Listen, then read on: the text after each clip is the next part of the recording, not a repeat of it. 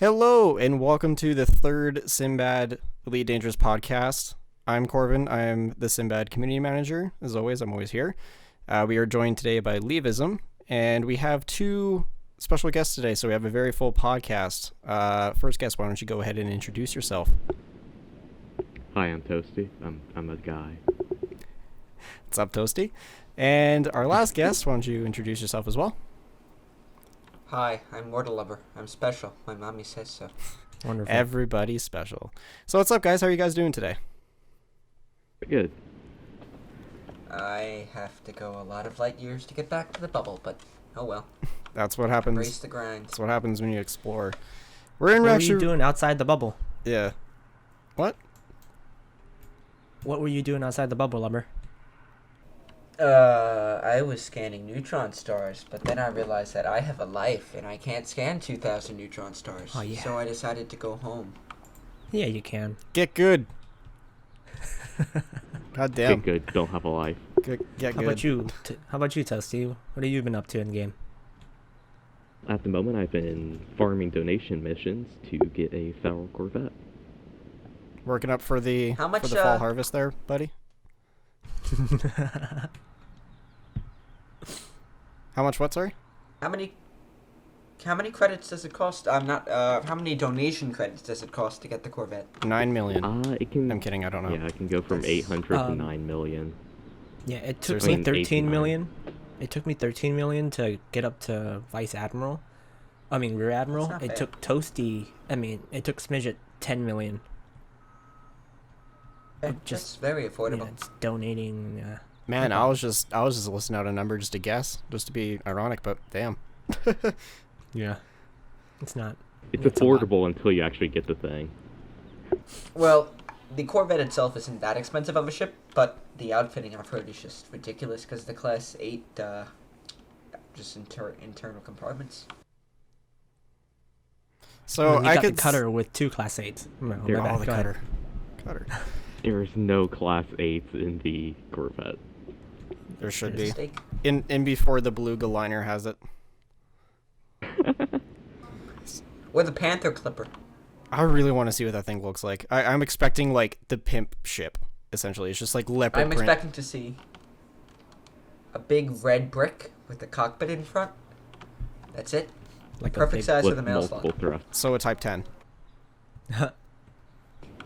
A Type 90. Oh god. No. Type They need to go 9C. down the production line there. Just a station with thrusters on the sides. Why not? So we're all in pretty good spirits today, as we found out that we finally, after 2 months, got our minor faction into the game. So I'm pretty sure everyone was celebrating this morning, and I'm pretty sure a lot of people are very skeptical, including myself, because I checked Discord when I woke up this morning saying, hey, our faction's in the game. I'm like, yeah, I've heard that before like 5 times in the past week. And then I went up to, our main chat in Discord, and there's a screenshot of all the factions, and we were there. So I was like, oh, that's friggin' awesome.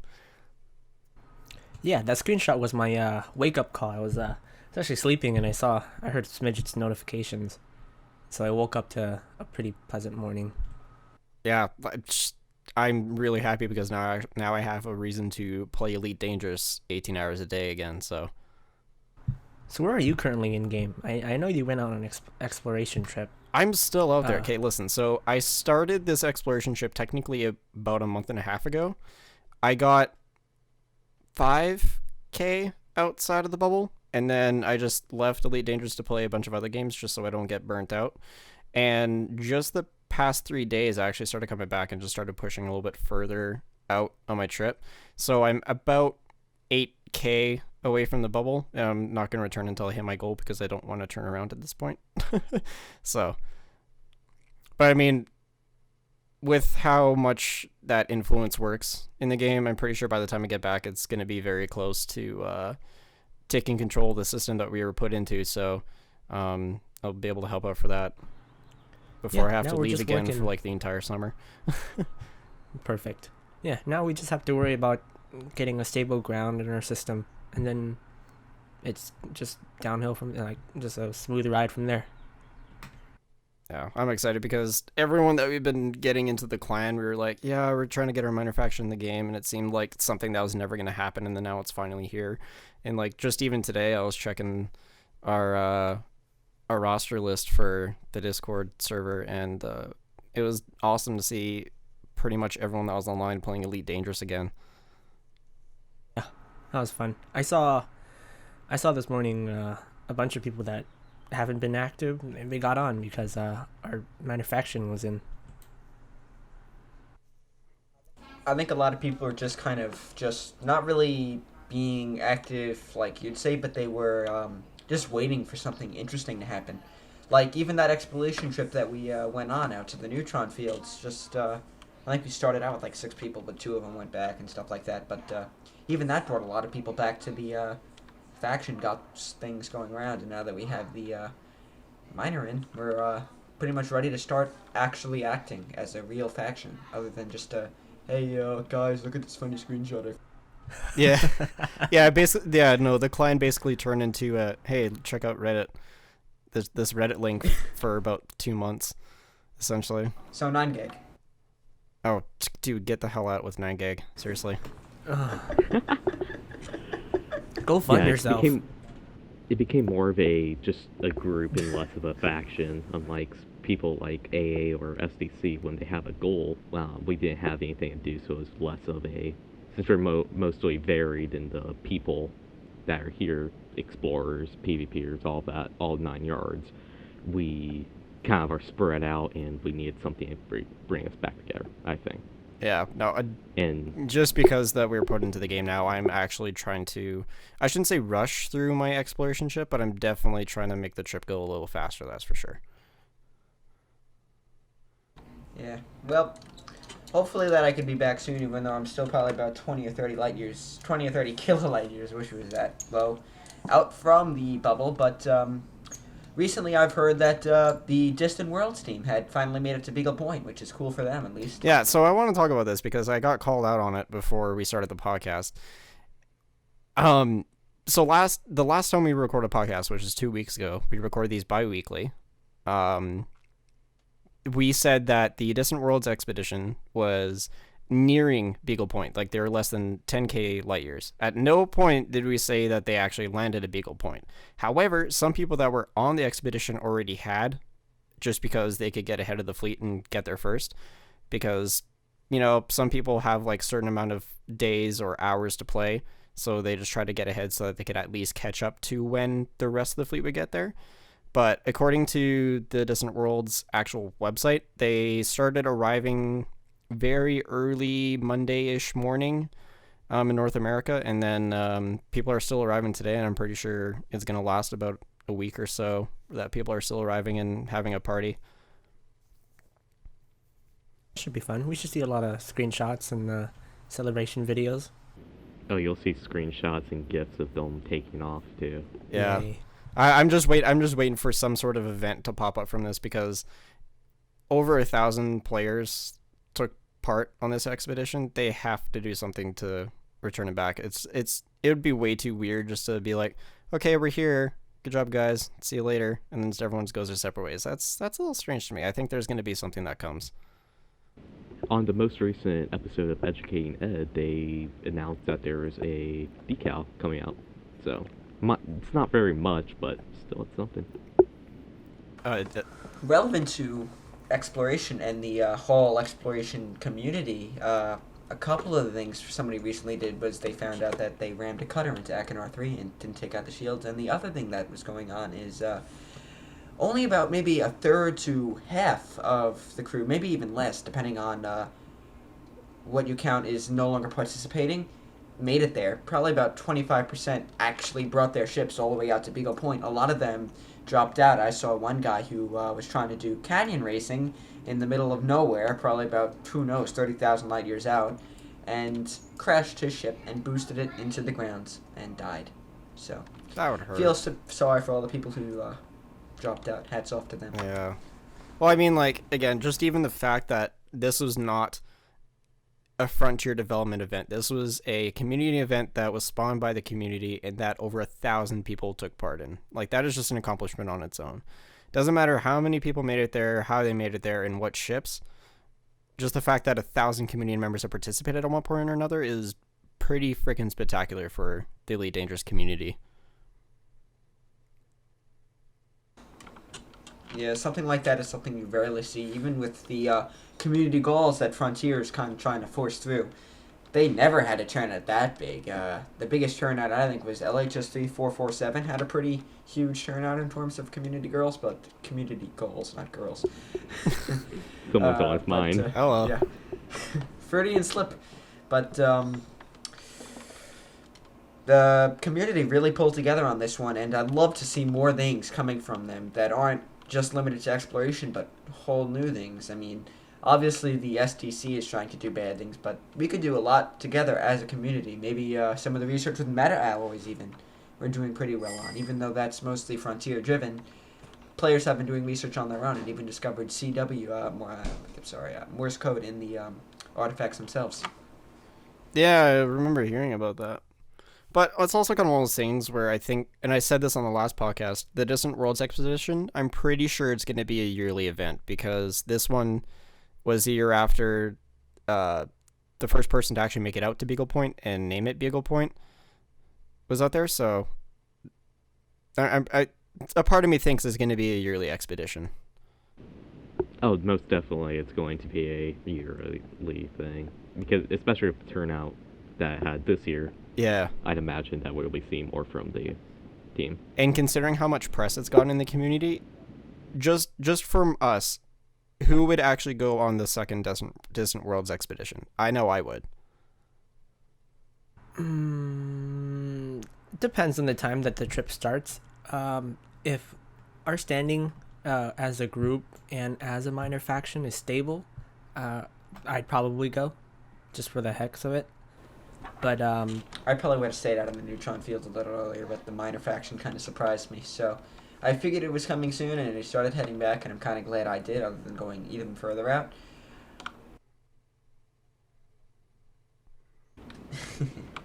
And then this channel is dead for nobody explorers. Channel is killed. Yeah, I'm pretty sure. So That's what happened to the fuel rats. what? We lost 80-70% of the fuel rats just because they all went out on Distant Worlds. We would have 10 or 20 of them jumping on a case at a time, and then after Distant Worlds we had maybe 1 or 2 at best. A lot of times we had to have the Clint's wait offline just for somebody to show up, especially on Xbox One since there's less players there. Oh, jeez. But Distant Worlds sucked up all the rats because I guess we like jumping. Man, can you imagine how busy the Iridium Wing is going to be when all those Distant Worlds players are going to come back? Oh, They're probably just going to get in one huge blob of them. Yeah. Or just probably go back in solo. Or that. Frankly- Well, no, what the Iridium Wing does is that they actually block, or like, they're there to help you encase NPCs, which is a problem. I would have test. wow. Yeah, well, Wow, you can't say that here. It's bad for press. Bad for Or people are press. just I'm not going to wondering. waste 4 months of my life to some NPC that says, "Hey, have you heard? Have you been doing Rabigo runs in the past 3 months? I'm going to kill you now." No, I consign your remains to the void. Scanners space off dust. the leak. Stop! You violated the law. Pay the quarter fine to serve your sentence. No, that's Oblivion. This is Elite Dangerous. That's brilliant. But yeah, no, I'm pretty Here, sure. let me mark it on your low wake scanner. Oh god. Yeah, I'm pretty sure the Iridium Wing is going to be busy in a couple months when people start flooding back from Distant Worlds, so. The gold ring? Hey, you never know. I might be out with Iridium Wing I've been hanging out with them a bit. They're pretty cool guys, so. I'd say come in their Discord. It's open for people to hang out, chill with them. Yeah. They're If fun. they're that busy, I'm pretty sure I'm going to be like, hey, can we just get like temporary members for the Iridium Wing just to help us because we're that busy? That's most likely what I would do, but you never know. People just pop in solo and have Task Manager open. Yeah. Hey, Who knows, Toasty? Like someone in here. That task manager though. That's great. Yeah, Toasty. You might Task want to shoot manager. them up. Tell them that I just if have my they foot on the they need an FNF. extra hand, I'd say we'd be more than happy to help out. If I ever get back, I'll I'm follow pretty up. sure it would help people out too. Yeah. Yeah. I just start- Now, interdict the before- explorer and to say, I'll break your fucking kneecaps if you don't give me 10 tons of gold. Do some mob Because shit. let's be honest, NPCs in Elite Dangerous are massive dicks. Are those limpets you have? Oh, I'm gonna pirate you for those. That's 500 credits. I could buy a hamburger with that much money. Don't know what's the best is that when Yeah, feed your family. when they try to interdict you because of cargo you have, and when I say cargo, that's heavy quotations. Limpets. And Or by cargo, passengers, I mean no quotations. cargo. You have absolutely nothing on your Yes. ship. No cargo, it doesn't even have racks. Then they kill you. You don't have any cargo. Yeah. You should drop it. Drop your cargo bay. Just literally eject the entire module from your ship. And before 2.1 comes out, and Robin's just like, yeah, when NPCs are actually asking for your cargo, they're asking for your minigun ammo. And everyone's like, damn it! Yeah, you just gotta give it to him, shoot him with it. I can sign your ammo to the void. Just get wrecked. Yeah, fear the Sidewinder. Oh man, dude, Sidewinders are. I think they're coming back. They're coming back. Fear into the the meta. Sidewinder with no cargo racks. And that's pirated. NB4 2.1 Sidewinders are more powerful than the Corvette because they have Sidewinder. Class Buffed, 5 buffed by relative 300%. Yeah. Sidewinders now require federal rank grinding to get. If you die and you don't have federal rank, good luck. No, man. Grinding Empire is a lot harder. You gotta grind Empire to get the ultimate Sidewinder. Ultimate Sidewinder. Ultimate Sidewinder. Sidewinder, though. The It's a Imperial Sidewinder with Sidewinder. prismatic shields, basically. Prismatics, dude, those things are god tier. Green. Hey, the Sidewinder drifts less than it, so. By the way, speaking of drift, I saw someone doing drift tests in ships. When I saw him fly the cutter, it made me not want to buy it, just because of how much Oh, that yeah. drifts. Don't buy it. Well, I have a boat in real life, and it's actually better than the cutter in terms of steering. The cutter literally steers worse than a boat. As soon The as the cutter Panther is- Clipper comes out, the cutter will be obsolete, except for its shield. Did they? Cutter is kind of sad in the way that it's been just balanced. Did they release or more It's information? useless for anything. Did they release more information on the Panther cutter, like what it's actually supposed to be? The Panther Clipper It'll is come out when a Star is a Citizen big brother of mentions. the Type 9. So it's a cargo ship. Okay. Both the I'm just cutter, waiting for the.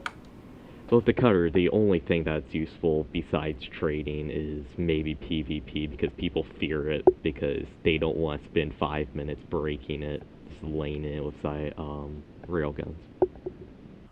Its shields are pretty tough. Yeah. Pretty tough is a bit of an understatement. Someone rammed a cutter going full speed, full boost, straight down into Akinar 3 and didn't even take down a third of the shields. They still had 2 bars remaining. 2,000 rolls is hacks? insane. No, not hacks. There were like 3 people who did it. It's completely insane. That seems pretty broken. It might be the reason why he went nose first as well, because it seems every explorer that crashes and dies instantly, they land on their stomach. Okay, I want to try to understand this. I've seen a bunch of explorers, like videos of explorers, landing on planets and dying because of them. And the thing is that it's not a high gravity planet. It's nothing they're doing wrong. It's just that they land in such a way they either take so much hull damage that it leaves them with like less than 50%, or they're already at 50% land and then they just blow up really spontaneously. I have not had that happen to me with how many planets I've landed on. Working as intended. I find that it's just lack of judgment of your speed. You don't realize how fast you're going down on the planet before, you just land, your buy waves go down and you're dead. Do people not like tease the vertical thrusters when they're trying to land on a planet? I think a lot rely on just pulling up in time, but I'm not an explorer, so I wouldn't know. Because the only damage I take when I'm exploring is either A, I stay in the scoopable range of a star too long and start overheating, or 2, the only other way that I take damage is if I happen to be descending into a planet a little too fast and get that shot out of frame shift space damage, like it takes like 1 or 2% off you. That's the only damage I ever get in exploring. And I see people just gently touch down on the surface of the planet and just blow up. It blows my mind. I find it's depth perception that throws you off. When you're going down in glide mode, a lot of people just think, oh, I can go straight down. They don't realize that they have, D-class thrusters, and they're not going to be able to fight the gravity. You could always turn and point downwards when you're in glide mode. I think it's actually faster to glide at a certain angle, because when you go straight down, the game will slow you down because of gravity wells and stuff like that, and it's just easier just to go at an angle and come down safely and cleanly. Yeah, I don't think I've ever done 90-degree drops in glide. I think the most extreme I ever got was maybe 60. If you go 90 degrees and you face downward during a glide, it takes you out of glide. Okay, so then people just suck. I don't know who's... Man, Kate, whoever's dying while landing on planets, I have this to say to you. Get good. Get good, scrub. Get good. So, I don't know if you guys have looked into this, but if you're exploring, I really suggest you do. So, it was brought to my attention by probably one of the client's collective favorite YouTubers for Elite Dangerous. I'm pretty sure everyone is familiar with Obsidian Ant. He did a video a couple weeks ago showcasing Voice Attack's new program for Elite Dangerous. And the voice profile is called Orion, and it's voiced by William Shatner. And I'm not sure if you... Don't know who he is. Really? No, I don't. Seriously? You don't? No. He sounds famous. Yeah, he sounds famous. I'd rather be voiced by Ellen McLean. What is wrong with you guys? Anyways, so with this... Hard points. So with this... Sorry, I made that joke like 3 weeks ago. Yeah, I know. So reuse content. Humans don't need oxygen. Maybe you shouldn't have breached your canopy. So what this voice program does, it essentially acts like an AI, except it's separate from the game. It attaches to the game like as if you had a captain's log or an explorer's log or whatever that just basically takes information that's currently going on from the game, and it actually uses it. You can actually have full conversations with this AI, and to the point where you can actually do very simple commands with it. You can actually also ping for information from it. Probably one of the coolest things that blew me away about this program was that Obsidian was be like, hey, Orion, can you please tell me more about nebulas? And the program basically told him everything you need to know about a nebula. And it actually got very specific where it was actually talking about the nebula he was actually in, which I found was really cool. Huh. Open the pod bay doors, Orion. I'm sorry, Dave. I'm afraid I can't do that for you. I didn't know Voice Attack could go that far. Yeah, no, it's actually really cool. And it's also very helpful, too, because it's like, if you happen to be landing on a planet and forget to press your landing gear and you figure you don't have time for it, you can be, Orion, deploy landing gear. And he's like, deploying landing gear, and it'll do it instantly. I wonder how many hours of audio that they have recorded of. I can't even think of it, dude. It's so good. I will send you guys a link for the video after we finish this podcast here, because it's so interesting to see. And it's such a program that I never heard of before until I found that video and I started watching it, and I thought it was the coolest thing in the world ever. I'd really prefer it to be voiced by Morgan Freeman. Something like... Oh my god. That'll probably be the next one with the way they're going. Dude, I would buy that. That was awesome. Imagine the voice of Morgan Freeman, his soothing voice describing nebulas to you. The nebula is a cluster. Well, actually, that would be really good. I think it would be better. I think it would be better than William Shatner's, but I think you guys need to hear William Shatner do his talking, and I think he might Neil be. deGrasse Tyson. I did. Neil deGrasse Tyson. And it did sound interesting. That's a good one. The inventor of the chicken nugget. Yeah. So is it just stock Voice Attack, or is it a different one? Because I heard it is a program. dedicated Voice Attack like profile for Elite Dangerous, and it is specially set up to help you with Elite Dangerous. Like, it's actually very specific for it. Like, it's really good. You can be like, Orion, where am I right now? And he'll give you the exact system name that you are, and you can be like, how far from Sol am I? And he'll be like, you are this many light years away from Sol. whatever. And it's really accurate. no. It's really, really accurate Oh, to the no. point where it's basically everyone's interpretation of what talking to an AI would be like in a futuristic setting on board your own ship. I would imagine it would be very useless unless you are an explorer, because for someone that does bounty hunting or just combat in general, it would be pretty useless. It's Well- like, oh, hey, you're in HS4 whatever random generated system. There's no information here. You're just trying to get an assassination mission, aren't you? Well, it's also helpful in the sense that it can actually help you control your ship, and Obsidian Ant talks about this in the video, where Voice Attack is actually in cooperation with Frontier Developments in what they can and cannot do with these voice attack programs. So like certain basic functions that are not necessarily like advantageous to actually say instead of do are Like target power plant. yeah. Essentially, like, you can't say a specific thing. Like, it would be, in that case, it would be like, cycle through targets to find power plant, and it'll actually, like, cycle through the targets one by one until you find the power plant. It won't automatically be like, power plant, shoot.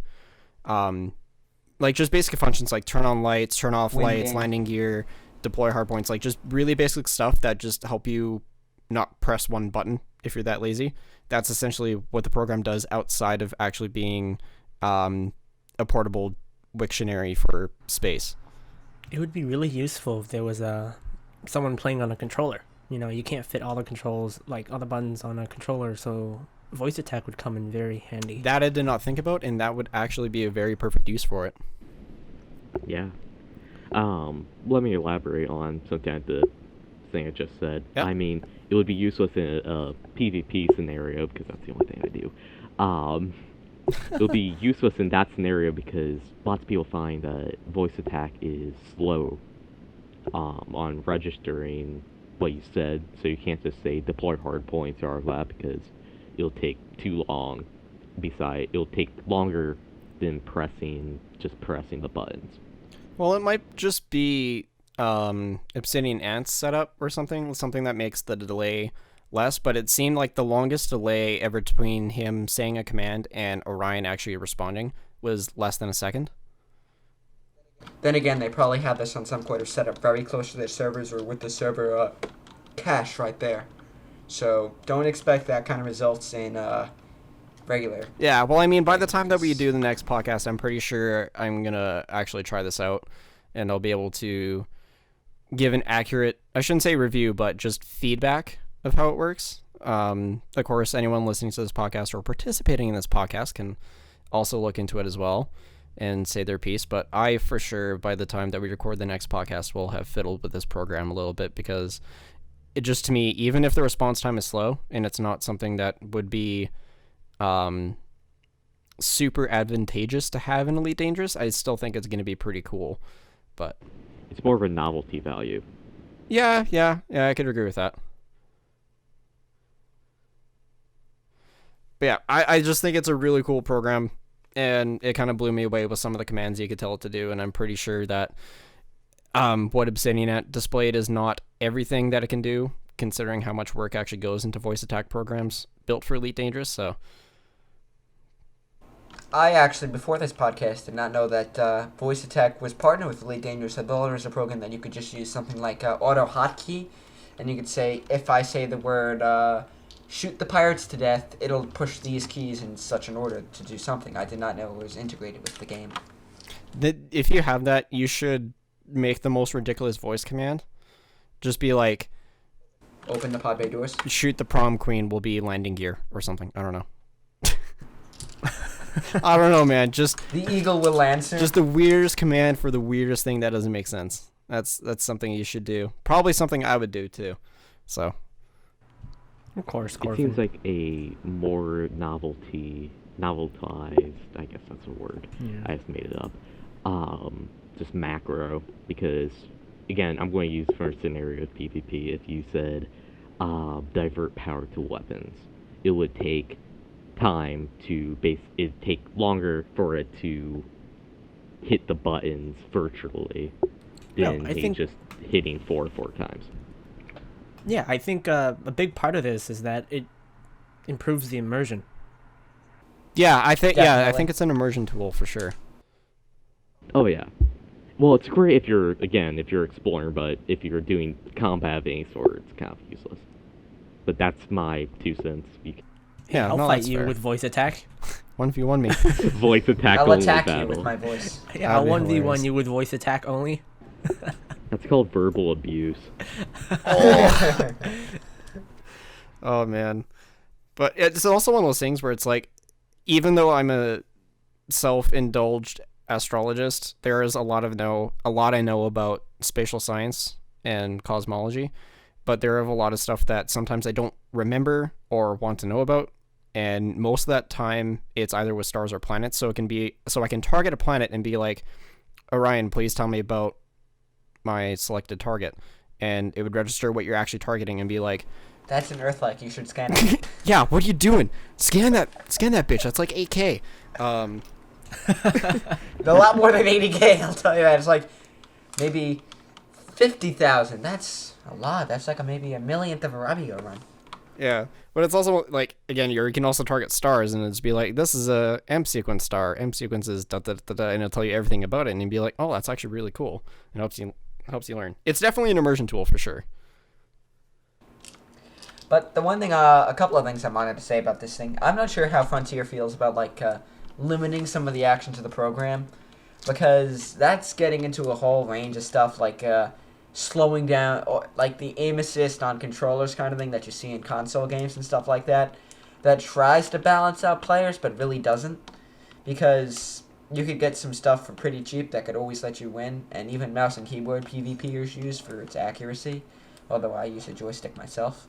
Yeah. And the other thing that I was going to say too is for immersion, I'm going to break all of your immersion by saying that AI is strictly illegal in the Elite universe and would not exist at all in it. Well, I say yeah. AI because it seems like it's an artificial intelligence. It acts like another person is on your ship that just happens to be reading Wikipedia whenever you talk. It would probably be closer to VI, but it's really hard to describe because, like, again, Obsidian Ant said it so well, and I actually really wish I should have watched this video right before we recorded the podcast. But he was being like, Frontier Developments is very careful about what they allow macro programs to do and not do in the game.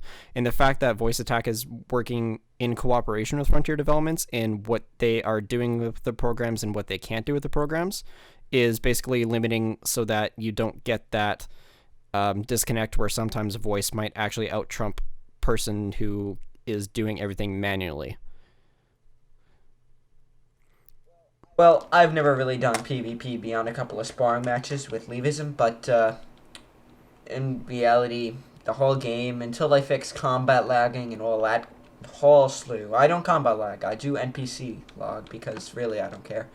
It's an NPC, what is it going to do? Crowd of the forums? No. In before Well- the solution to combat logging is implementing a karma system into the game where every time you disconnect while you're actually being attacked or considered in combat, Why not just ban Australia? Oh. What? Because they always disconnect. The internet there is crap. They're using, literally, guys running back and forth with little letters that say, okay, here's what happened. Somebody moved 1 inch in Elite Dangerous. They just have hundreds of people running back and forth. That's their internet in Australia. We have a bunch Literally of guys running Australians around. in our group, buddy. You just Yeah. offended. I think half every- the You know- clan is Australian. Yeah, you know that. I am triggered right now. like I'm not insulting you, like the Australia's a great administrators, country. like Except two admins are Australian, and they personally asked me to, if I see an Australian, I take an effort in recruiting them. So there's a handful of Australians in our group. Yeah. By the way, speaking of recruitment, I'm not too worried about them banning me, because by the time the ping gets to me, it'll be a couple of years from now. I don't know. oh, Mitch's internet's pretty great. Especially his yeah, Mitch has university to use internet. a Holy cow. VPN in order to instance with us, so Oh. by the way, speaking of I think recruitment, it's like an hour and a half to get a group picture. yeah, speaking of recruitment, Leavism, since our clan's in the game, you're going to be really busy soon. Yay. Leavism's gonna get busy. Gonna be a lot of little baby Leavisms now.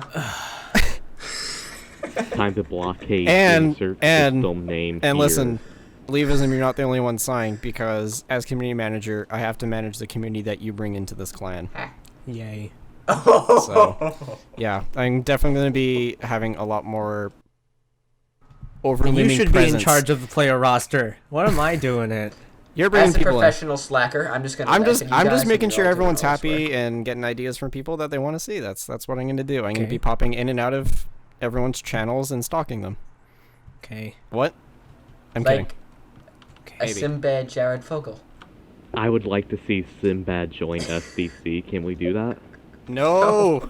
No. 9. They're cool guys. They are Ban. pretty cool. I'd say they're 50% cool, 50% griefing. Nah, never mind. 20% power. Yeah. Every single player group is cool. Let's No, just say man. They're that, like because no. They're more like 50% cool, like 40% bored, and 10% griefing. I have friends in SDC. So I can't anonymous? say anything. Well, no, Anonymous is. I'm not saying anything because I'm the community manager and I'm nice. I'm perfect. Frankly, True. I'm against the SDC killing people like explorers and stuff and noobs and Aerovade. I think But everyone as is long as against that. Sound editing guy, we I- just cut this entire last 5 minutes out. Can we do that? Yeah. No, leave it in. I don't think they kill. Leavism in. I don't think they kill explorers. They don't do it. Yeah, They I haven't don't heard do it. that. I think. They That's go. fine. Do you know what I think is going on with that, and why SDC is getting so much "quote unquote" beef? Is the fact that some people out there have a huge grudge against SDC, kill people in the name of SDC, but are not actually SDC. Uh, You're probably right about that. But the whole Mobius incident, no, I think Harry Potter was involved in the Mobius thing, so. no, Yeah, that could I be can true. see The Mobius. Mobius thing was definitely uncool. It's kind of Oh funny. no, that was actually kind of fun. Yeah, But it was actually whatever. kind of funny. It was There was funny, like but it 4 of wasn't them. It nice. was Sunday, Death Grips, and like Harry, I think. Those are the ones I know that are there. I'm not sure. I don't know. about They set a anyone. precedent, that's for sure. Like they got a reaction at a Frontier, which is They pretty cool. they killed 3 people and the forums freaked out. No. Well, it's the form. It's the They did forums. Something. Listen, okay, the It's the official forums, forums, yeah. the official forums for any game are going to be, don't go there, just don't. Cancerous mass. That is the dark zone of the Lion King, but for Elite Dangerous. You don't go there. Not the KSP forums. The KSP forums are actually pretty nice. The whole KSP community is really amazing. They're really nice. It's a baby game, dude. You can't play it. What do you mean, baby game? That's just because you can't get in orbit and you're just salty. Hey, we have members in our group that still Can plays I- Roblox. Oh, I Like forgot no, like, about yeah. them. So yeah, let's I retract my comment. baby No games. offense to everyone that plays Roblox. KSP is not a baby game. SpaceX plays it. Oh man. Literally. Elon Musk is on record as saying that it's an awesome game. Roblox. Can no, I I build heard a federal Roblox. Corvette and Not come into Roblox! Airway and kill people? What, airfare and kill people? What? Can I build a federal Corvette and come into Airway and kill new blinders? Who knows? You might get in contact with that one AA who flies in a Corvette and like just gives everyone a warning, like, "Hey, you shouldn't be Oh here." my god. Okay, Toasty, you just that reminded me. happened to me with Toasty, you reminded me of something, sorry. And I'm going to forget it if I don't say it immediately. I have made... Okay, so obviously I've been away from Elite Dangerous for a couple weeks. I've personally been playing Dark Souls 2 a whole lot. And the fact that I reached endgame really quickly in that game, and I have nothing else left to do right now other than play Elite Dangerous or wait for Dark Souls 3 to come out in like less than a week. So I started PvPing in that game just to you know, practice at the actual PvP combat because Dark Souls 3 is supposed to be heavy on that. And the friends that I've actually made playing Dark Souls have been from people that I've beaten. Like, so bad. Like, I would get an invader that comes into my world. I'd beat them so bad that they like die in almost like 3 hits in like less than 2 seconds. And then they send me a message after saying, "Hey man, GG. Do you want to be my friend so I don't get my ass kicked again?" I was like, "Yeah, sure, man." And then like I actually talk to these people on a regular basis. So who knows, if you go kill new blinders, they might become your best friend and follow us home. Actually, what happened was The adoring was- fan. happened to me, but in reverse. I was the one getting my shit pushed in, but I was in. I think I was probably in Airway because the CG was still going, and a federal assault ship killed me because I didn't pop a SCB in time, and now he's on my friends list. Like 4 of the people on my friends list are people that destroyed me.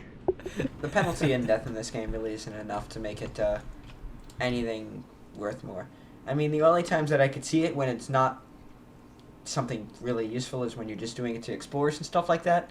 But who would actually kill an explorer other than maybe Leavism? Because Leavism is the kind of person who sits outside Robigo with a cargo scanner and scans everyone once they undock. That's who he is. He is Black Hat from XKCD. That is who he is. Oh, no. Oh, man. Next time he tries to recruit you, think of who this guy is. Listen, anyone who kills an explorer is the most scumbag person to ever grace Elite Dangerous and needs to be So a burned form alive. user. I haven't Should've killed an called explorer. I-Wing. I haven't killed an explorer, I swear. I'm out Come exploring on, right Leavism, now. you I'm not gonna great kill an for you. explorer. I I'm was gonna go out over for to you and 6 your little months. I anaconda came man, back you in the death. bubble. You killed me, Leavism. Come on. What are you talking about, Lubber? You're the one who like dealt Perjury. 5% damage to me when you were trying to take pictures. Shut up. Oh my god, man. Infighting. I like it. So I just Leavism. like one last question before we move on here, and this is to do with PvP. So I'll actually ask both perspectives. So you're out there, you enter a PvP scenario. Scenario 1, you win like by an overwhelming amount, like basically nothing is done to you, you just decimate the other person. Scenario 2 is you get decimated. Both scenarios end with either you getting a GG message or you sending the GG message. When you get one, does that make you less salty about the situation? Or if you receive one, you're hoping that the people that you're sending it to makes them less salty? Well, for me at least, I'd probably be less salty at all if there were any kind of interaction. The worst thing would be if, just came in, killed me, no chat messages whatsoever, and I just don't know why. That's the kind of thing that just really no fun at all. I mean, if you say, oh, I'm part of the SDC and I'm killing it, like, it's the SDC, oh well. If they just say nothing at all, you just really think that they're not a person, just an NPC that's something that you could just get angry at without any, real meaning. There's nothing behind them. But if they say GG to you, or you say GG to them, you think, oh yeah, that's a person. He's having a good fun time. Maybe I'll add him to his friends list. And a lot of my friends list in-game, and probably yours too, have just been tangential encounters with people. Most people I've encountered haven't tried to kill me, because I'm a fuel rat, and most of the things I do is just trading and Robigo, so I'm not... You know what? What a lot of PvP in Elite Dangerous, where it happens, is in populated system. And I'm not just talking like the beginner system like Airvade or LHS 3447. I'm talking about like the capitals of the power plays, right? The capital of the Federation for Zachary, or Cubeo for Ashling Duval, right? A lot of people, right? They do trading there, and they do the merit stuff, and a lot of the opposing power plays will just like stalk around in the capital and kill anyone that isn't on their in their major faction. And then you have those people that got killed. They complain because like, why did I get killed? I mean, I'm not participating. Why did I get killed? Yeah, I'm not participating in PvP. I'm just carrying out merits or cargo, right? I don't think they realize that you could hurt other factions with that, and people don't like it when you attack the space Donald Trump of Zachary Hudson. That gets people angry. Yeah. So Space I Trump. guess Let's talk you about just have. politics now. Oh man, dude, that's another podcast. That's another podcast. I mean, if you want those prismatics, you gotta take the hits. Right, in PvP, you think that like people are killing for no reason, right? Which is what people associate with griefing. No, most of the kills are often because Holy like cow, 45. alignment conflicts. Like, yeah, I'm pledged to Ashling, and if I see a Federation, I'll kill him for sure. Like, no argument. kill. I just used that as a cover. Hey, you're Zachary Hudson. Federal Yay. scum. I would never Federal shoot scum. another player on site unless there was Zachary Hudson. I just don't like him. I can't tell you why. I just don't like his face. You So you really like the shouldn't Ted roll Cruz with space? me then. I only pledged to Zachary Hudson because at the time, who's the only person I knew. But if I were to Pliz now, it'd probably be to either Ling Weng Ru for those sweet exploration bonuses, or for Asling for the prismatics. I think Asling had the prism. Space Khaleesi for life. I don't know. The princess is pretty cute. That's why I told you feel that's why you okay. pledged to her. Oh my god, everyone's so weird. Okay, so I Asling to Valve, Rule 34. okay, moving on. Why? Moving on. No. Moving on. Moving on. Too late. Moving on. So a lot of news has been popping up about virtual reality systems for Elite Dangerous because they're actually getting good very now. They're VR, getting very good now. Very now. Very now. What grade They're are you in? They're getting really good. And one of the most recent ones, one of the other podcast members, not here today, was talking about ED Tracker. And that's a new thing that popped out. That's a new thing that popped up. For discussion, ED Tracker has been around for quite a while now. It is, yeah.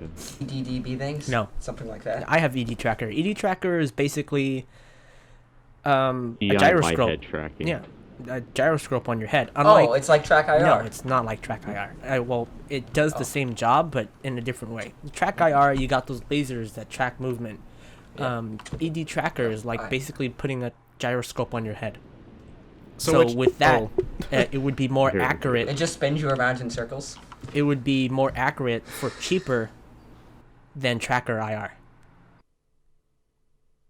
Huh, Because okay. the gyroscope is feeding direct and you could say more accurate data right into the computer, unlike Track IR, which is like reading light sources.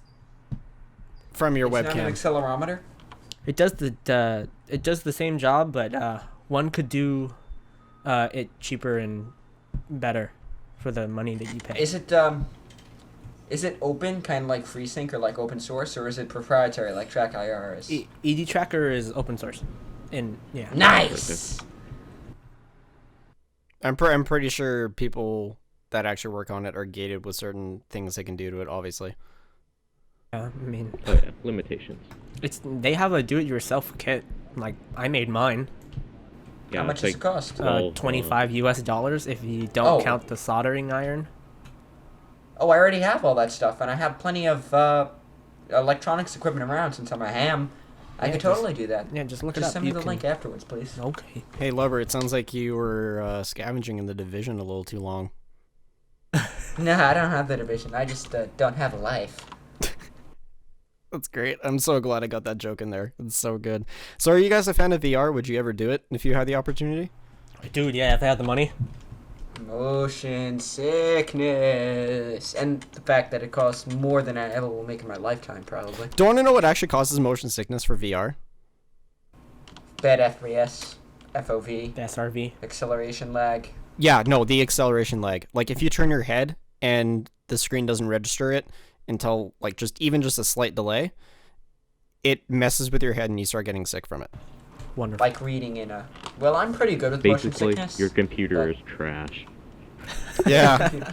Well, Man, then again, you can USB have... 3.0 that shit. Nah, not USB. You gotta do something like PS2, where it's no... it's hardware interrupt instead of the software drivers with USB. I'd like to see a PS2 VR setup. Why? You just tape the thing to the back of your head. There we go. No, not like a PlayStation 2, like the weird kind of connectors you see on the back of motherboards that you never use except for IBM Model M keyboards. Yeah, that. Oh, I thought you were talking Oh about yeah, PlayStation. I was thought like, you what? were too. What? Yeah. Well, no, the PS2 would just be using a little potato to render things. Mhm. Gotta love the potato. Data Well, batteries. speaking of VR, PlayStation is making the PS 4.5, which is another wonderful example of how you never have to upgrade consoles except once every 10 years, where a PC needs upgrades every 1 year. Please tell me you're Turn into joking. PC Master Please Race. tell me you're joking about believing the 4.5 is an actual thing. We, no, I'm not. Oh man, that's just dumb. This There's has also got Steam. There's also Xbox Steam. autism. There's also Steam VR that's coming out pretty soon. Like, I like that. That seems nice. yeah, like it seems one of those things where it's not like Oculus Rift where they can't make it. Instead, Steam actually appears to be on top of it pretty well, to the point where it actually works very well for the cost that it's supposed to be. Like, it's supposed to be on the more affordable side of VR sets. And then that kind of makes me Well, you always excited got for it. Google Cardboard. What? Google Cardboard. It's a piece of cardboard that you put your phone in and put it on your face, and it's VR. Oh yeah, you can use VR with Oh, phones. yeah. There's the Trinus VR for Android.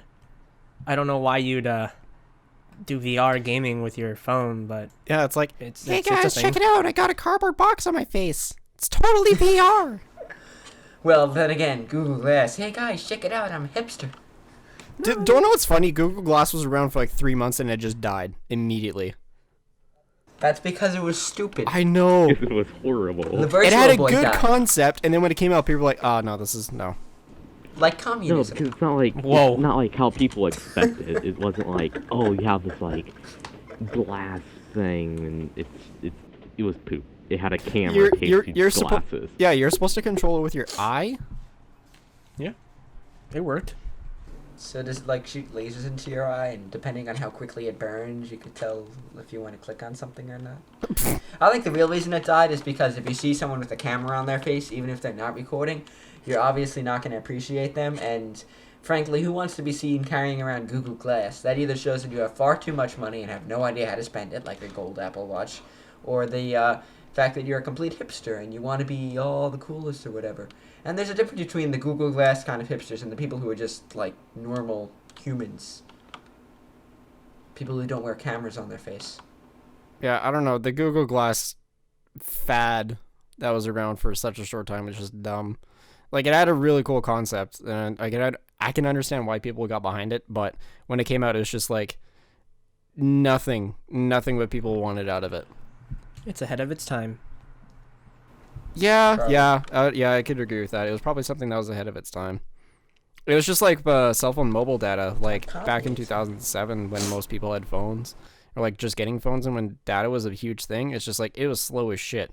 Having mobile data was way ahead of its time, and then now, like at the age of smartphones, it's perfect. It's a I necessity. really like Yeah. mobile data.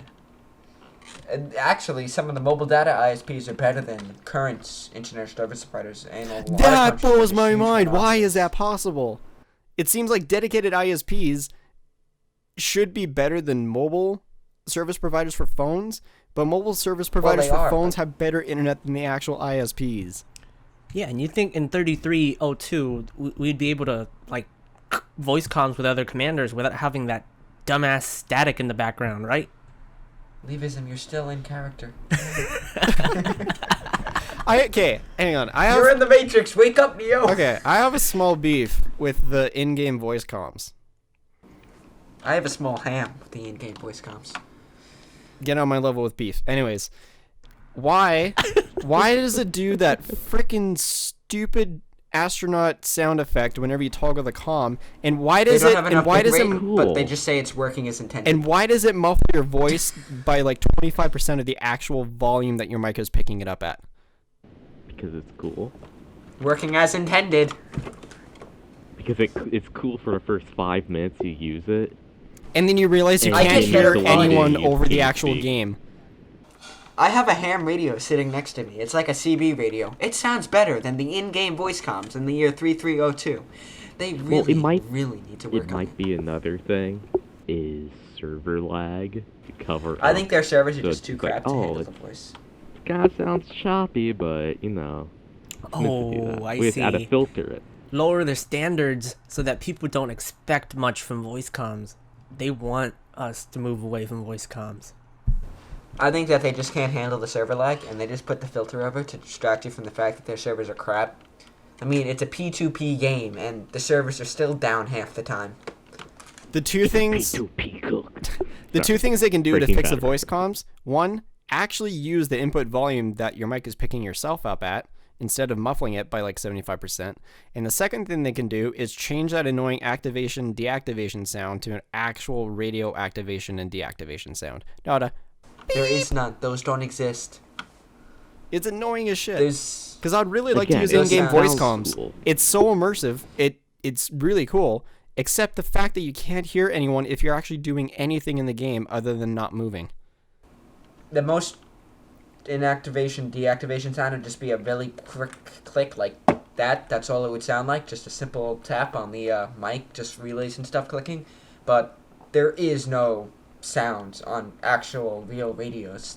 That doesn't exist. That's a stereotype propagated by Hollywood. Elite Dangerous and crappy voice comps in other video games. It's a conspiracy. But for now, for the rest of this podcast, we should all proceed our messages and end them with psh. Totally. Yeah, that won't get annoying after the 10-minute mark. Yeah, no, that would be Working as intended. that would be very annoying. Okay, so the topic that everyone loves to talk about in Elite Dangerous, aliens. Why don't we talk about aliens? I'm not saying it's Star Wars, but it's Star Wars. What? Did you say Star Wars or Star Lords? I said Star Wars. Mic audio quality in the call today is very weird. So, what do you guys think about Thorgoids? Where do you think they are? I shouldn't have done that. I think I would imagine the loop, whatever the one. Buggers big from one Ender's is. Game. no, it's lube. It's Waterlubber.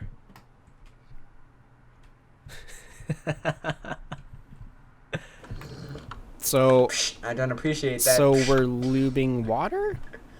Yeah. No, that's not. No, that. Why? Or Why? he's Why did you have to bring lubing this up? water? No, that's no. He's board based. Okay. Oh, God.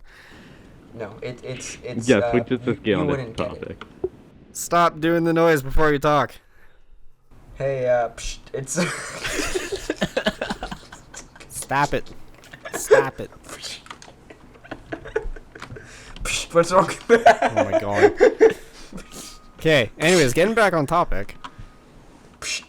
Why does everyone think aliens are that close to the bubble? Like, everyone thinks that they're in Bernard's Loop. They're not that far. It's just jump ranges are so long, and Thargoids can sit around in witch space like the slackers that they are. They really can go Because anywhere. that was where they're located in the original game in Elite 1 and 2. Really, back in Barney's Loop? 1990. I'm still thinking they're I in think some there are nebula beasts across the around there. galaxy. That's where they came from. They came from where their warp gate was. They jumped in through the loop. Well, they'd also had the weird symbol on the barnacles, which look nothing like Barnacle. actual barnacles, may I mind you. That looks a lot like Barney's Loop, although in my opinion it kind of looks like a apple that's got a bite bitten out of it, so I'm starting to think that Thargoids are the evolution of Apple, and they're trying to push overpriced products. Apple Nebula confirmed. Oh, yeah. Yeah. Time to go around and look for one. Yeah. Can So- make 3310. So, Leavism and myself have already gone over how we would like to see Thargoids get introduced in the game. Oh, let's do it again. Let's say it again. Oh, Okay. All right. This is the Thargoids. Psht. All right. Okay, we'll go down the order here that we're sorted in the podcast chat here. So, I can't remember if it was either last podcast or the first podcast that we talked about this, but how we thought Thargoids would come into the game, and mine is kind of piggybacked off of someone from Reddit a long time ago that posted this, where it was to do with the search for Starship One, which players did find wreckage of and pods from or whatever. But essentially, the introduction of the Thargoids would be, you'd be warping hyperspace, whatever, right? And then all of a sudden you get pulled out into, just random space in between stars, so like dark space. And then all of a sudden, Like in the original games. sure. And then just a giant warp portal thing appears out of nowhere, like capital ship style. And the ship that's coming out, it's all covered in like the same kind of barnacle texture that you find on the barnacles on actual planets. And eventually the ship that actually comes out of the portal will have big letters on the side that read Starship One. And as you kind of realize it, it starts launching these probe-like things at you that attach to your ship and actually infect it. And it ends up killing you, but actually takes over your ship. So at some point in the game, you can actually see your own ship, except it's going to now be covered in barnacles and belong to the Thargoids. But Just like in real life, boats get covered in barnacles. yeah, but it'd be cool because just like the high possibility it happens in real life if we ever come across intelligent life in our own galaxy is that one person's going to see it. They're going to come back and be like, guys, I found them. I encountered them and I returned. No one's going to believe that person until the actual big moment comes where they reveal themselves to everyone else in the galaxy. And I think it'd be really cool. I think it'd be really cool if FD did that, where it's like the one person the game knows are there, because I guarantee you if someone comes out in Elite Dangerous, you know, like tomorrow and says, I just saw the Thargoids, no one is going to believe them. That's just like the Borg, isn't it? They assimilate every ship that they get. Resistance is futile. But that would be interesting, though. But I think it would be a little too scripted. You will be assimilated. I don't care. Star Citizen. Scripted's kind of scripted. Oh, it would be a cool thing, though, because like it comes in, it's like all the barnacles are stuck to Starship One, and it's like, oh wow. Yeah, but and just like this, haunting, like kind of Reaper-ish roar from Mass Effect 3. Yeah, that'd be really cool.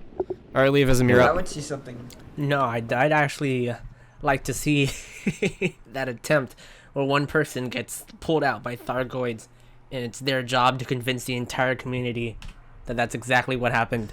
I wonder how that meeting would go down. It's like Frontier Development sits down at their meeting table and it's like, hey guys, we're gonna introduce the Thargoids. Who are we gonna grief this shit out of for like 3 months? Pick one person. Commander Harry Potter. Who would believe him if he went out and shouted that? Oh my god. It's like Frontier's like, this one person's gonna be so screwed up mentally for the next 3 months. Oh, that'd be hilarious. Dairy Bear.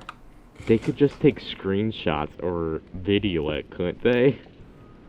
What if you locked your browser though? What if you couldn't physically actually take a screenshot of it?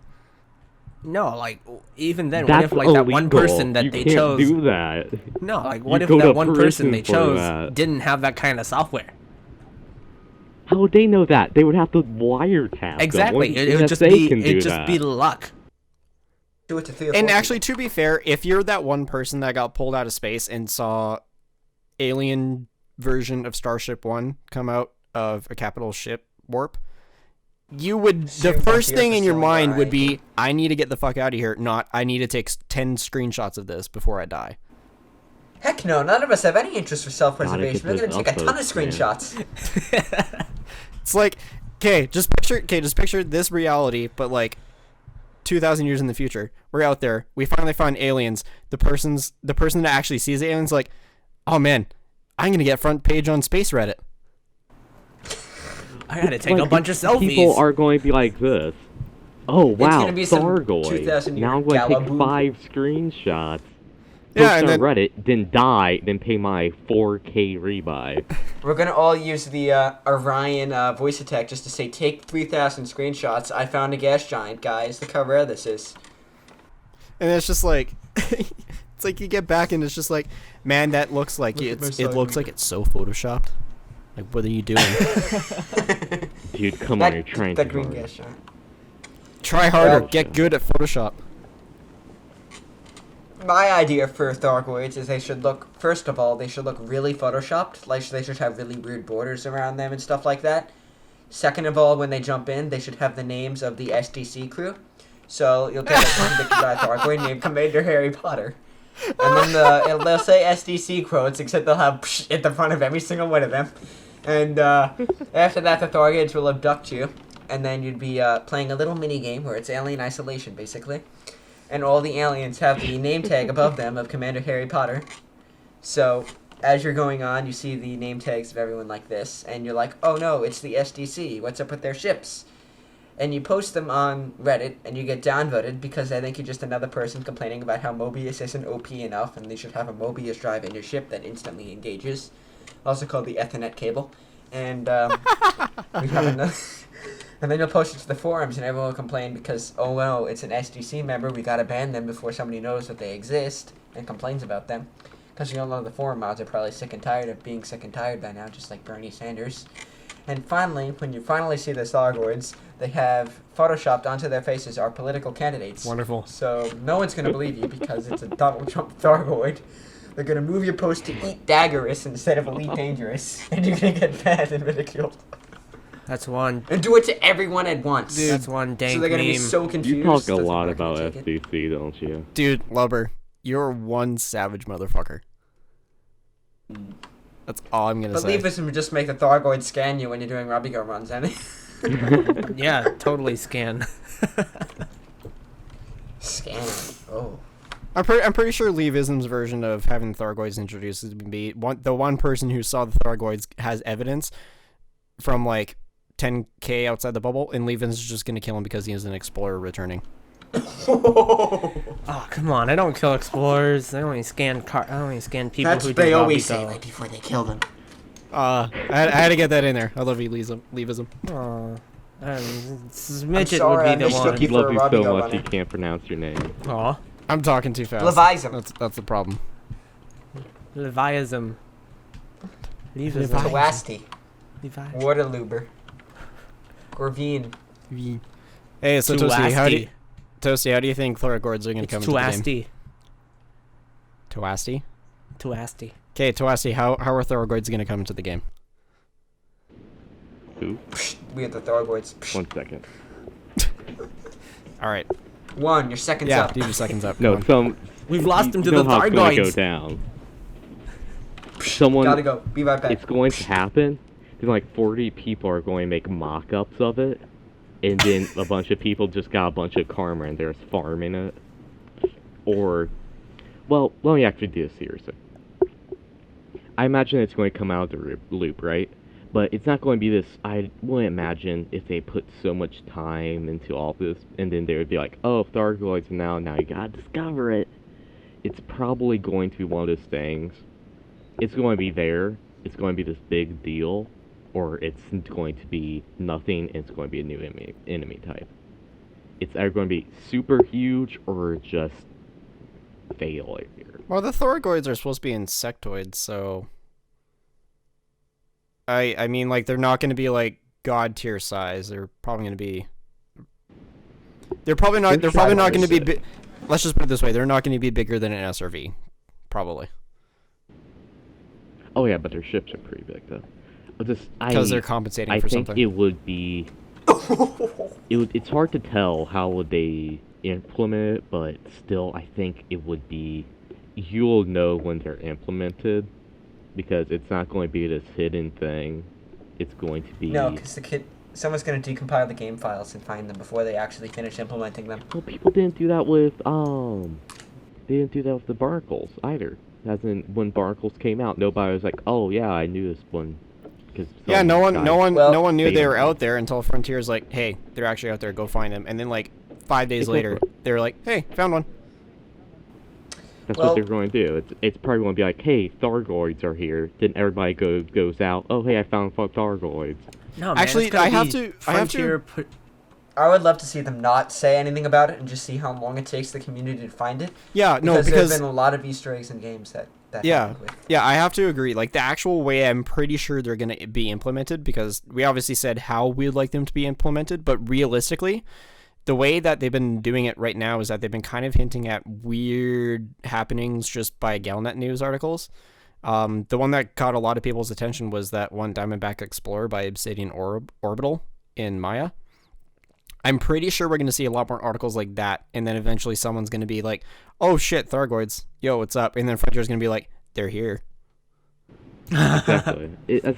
That could happen too. It's hard to tell. There are so many reasons, but I think if they say nothing, they're going to have to say something because I'm pretty sure you guys figured out there were 6 billion systems.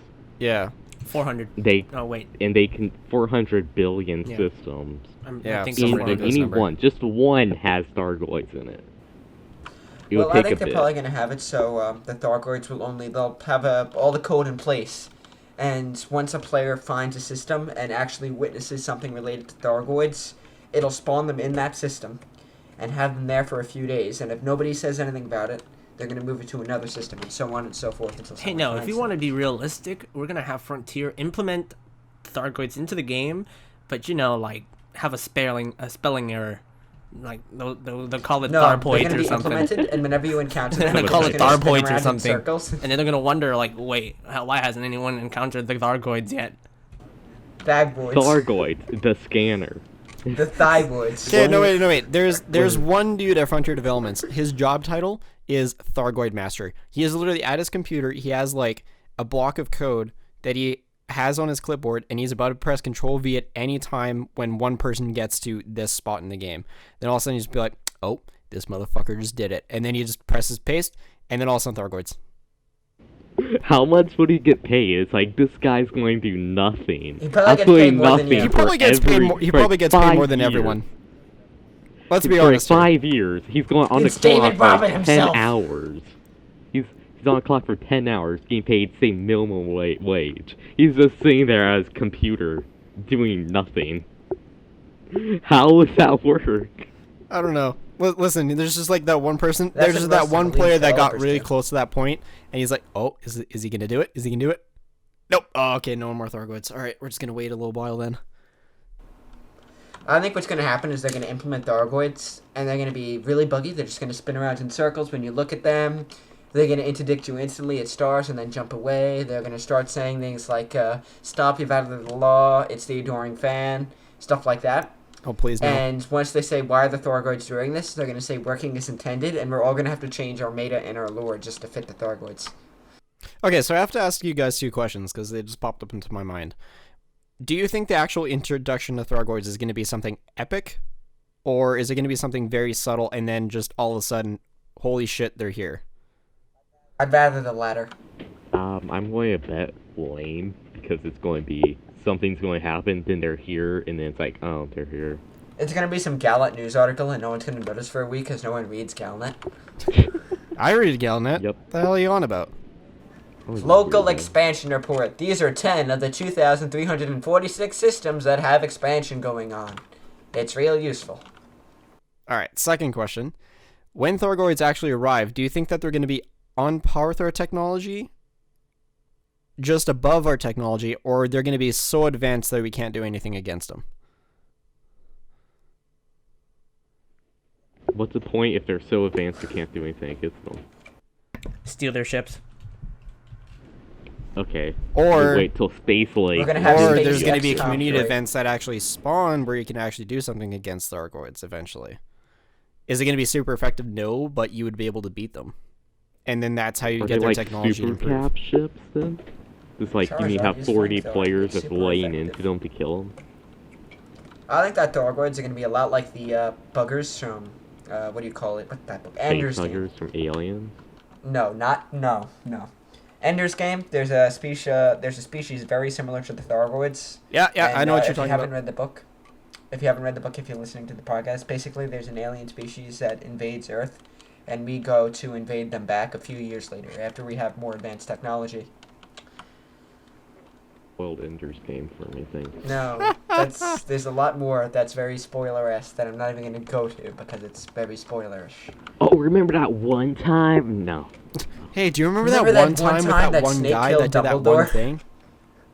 Oh, the guy that died, that was pretty sad, man. And then all of a sudden everyone's triggered. It's like, God damn it, you spoiled everything. I said I got spoiled at the stupidest thing when Fallout 4 came out. I looked up to see like any map leaks happened. Looked at, I was like, why did I do that? Can I like remember this? Because I knew where yourself like in the head with a bat. one point was on a map. I was like, oh, it's ruined. Might as well not get it. Literally unplayable. Yeah, unplayable. Everything spoiled. Everything triggered. Man, I don't know, Everything's but I'm triggered. pretty sure that however they introduce Thargoids, I'm pretty sure they're going to do a good job of it because I don't know. I would like to see something actually tough out there to do that brings the community together again because Distant Worlds has been, to me, the only event... Patch Elite Dangerous, the hardest thing ever. AI is never going to be Elite Dangerous, in Dark this Souls, game. Dark Souls difficulty. Psht, Elite Dangerous, metaprogramming. Psht. Oh god. Yeah, I don't know. I want to see the community come together because it's like right now everyone can basically handle a ship in combat against anything at this point. I want to see something where it's like the best Not PvP player Sidewinders. in the game comes across the Thargoid ship and is like, ah, fuck. That's not I what really want to happened. see Harry That Potter would- versus Thargoids. every Mobius player is going to come in there, and they're going to be like, "Oh wow, this game's stupid. I can't beat this." No. This is gonna be perfect. With my Dargoids beam only laser spawn in vulture. Mobius and Solo. That seems Dargoids are like a completely- very trollish implementation. That's Frontier. What do you expect? Uh, Working as intended. Oh my working god. as a- yes. Should we wrap this up? Or Yeah, should we come up with more? last thing though. Community goals going on. Boring. Community goals going on. Anyone got community goals? I haven't seen anything pop up within the past week or so, to be honest. Who reads Gallat? We do have some community goals. Let me pull this up. Sure, go ahead, man. Just go to anar.cz. We have two mining one and a bounty one, so those are in hit Whoa. 93377 and Marawa. I can't pronounce system names. It's like So- Morvina. Morvina, okay. Mordor. Yeah, one's to collect One does not mineral simply jump into extractor Mordor. and go to Cooley Gateway, and another one's just hand in bounty voucher. Kool-Aid Gateway. So, Self-destruct. what you might see me at the Cooley Gateway one because trade ones are always fun. Personally, So- I prefer Capri Sun to Kool-Aid, but I don't know. But yeah, So 3 community goals, right? That's what you said? 2 community goals. Two. One's mining and one's bounty. Cool. Yeah, so you guys can go check those out. I'm pretty sure a couple of our members will not be participating because their faction is in the game right now. So, but you can go hang out with the rest of the ED community out there. I'm pretty sure everyone tries to participate in community goals whenever it's close to them and whenever it's something they like to do. But other than that, we're going to wrap up here. So we'll do our outros. I'll be there in my trade Corvette heavy clothes. This is Waterlubber 73. Pssht. All right. Anyways, I'm Corv'iin. I'm the Simbad community manager. I'm Leavism, the head recruitment of Simbad. Pssht. I'm Toasty. I'm a dude. Yes. All right, guys. Thanks for listening. Thanks for watching, and we'll catch you guys in a couple weeks. See ya.